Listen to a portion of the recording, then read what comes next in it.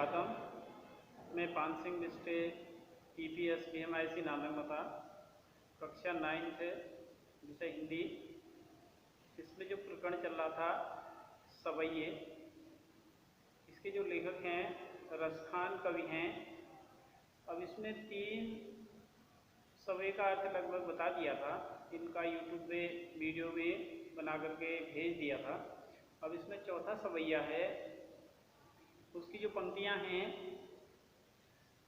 कानन दे उंगरी रहीबों जब ही मुरली धुन मंद बजे है, मोहनी तान सो रसखान अटा चढ़ी गोधन गहे तो गहे। तेरी कहो सिंगरे ब्रज लोगन काहि काली को कितनो समझू है, मायरी वा मुख की मुस्कान सम्हारी निज है। अब जो ये सवै की पंक्तियां हैं, इसमें भगवान श्री कृष्ण की जो मुस्कुराहट है, जो हंसी है, उसका वर्णन किया गया है।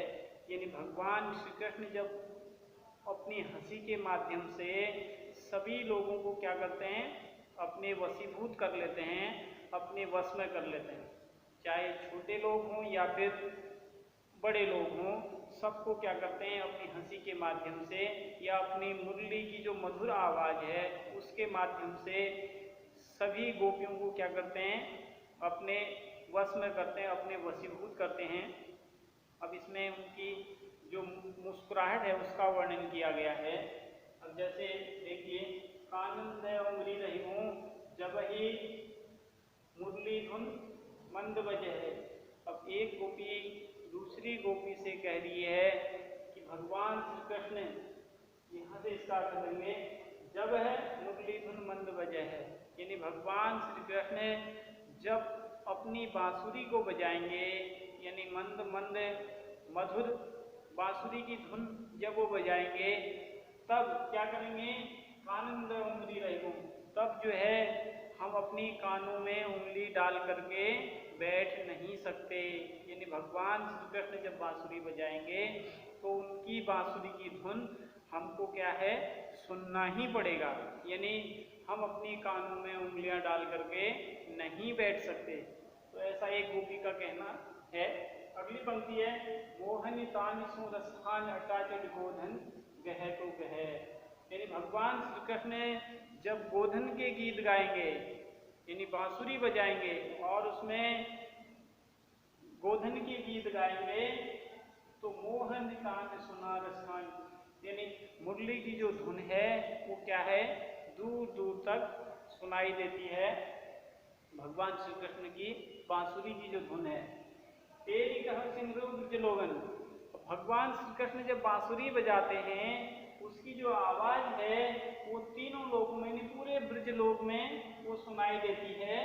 यानी उस तेरी कहो सिंगरे ब्रज लोगन, भगवान श्री कृष्ण की जो बांसुरी की आवाज है वो पूरे ब्रज लोक में सुनाई देती है। और फिर एक गोपी कह रही है, जब भगवान श्री कृष्ण अपनी बांसुरी बजाएंगे, काहि को कितनो समझो है, यानी कोई हमको कितना समझाए लेकिन हम फिर समझने वाले नहीं है, कह रही है। जब भगवान श्री कृष्ण बांसुरी बजाएंगे तो हम उसको बगैर सुने रह नहीं सकते। फिर कह रही है कि हमें कोई दोष मत देना, कितना समझाने के बाद भी हमें उसमें दोष मत देना। मायरी वा मुख की मुस्कान, यानी भगवान श्री कृष्ण जब हमें देख करके मुस्कुराएंगे, मायरी वा मुख की मुस्कान सम्हारी निज है, यानी भगवान श्री कृष्ण जब हमें देख करके हंसेंगे या हमें देख करके मुस्कुराएंगे, तब हमको जो है मजबूरीवश, यानी मजबूरी में मुस्कुराना ही होगा। यानी हम जो है अपनी मुस्कुराहट को नहीं रोक सकते। यानी मायरी वा मुख की मुस्कान, भगवान श्री कृष्ण जब हमें देख करके मुस्कुराएंगे तब जो है हमसे अपनी जो हंसी है वो नहीं संभाली जाएगी। निज है का मतलब नहीं संभाली जाएगी। नहीं संभाली जाएगी। तो ये था सवई की अंतिम पद था ये। तो इसमें भगवान श्री कृष्ण की जो मुरली की मंद मंद आवाज है और उनकी जो हंसी है उसका वर्णन यहाँ पे किया गया है। शेष फिर अगले वीडियो में पढ़ेंगे। तब तक के लिए नमस्कार।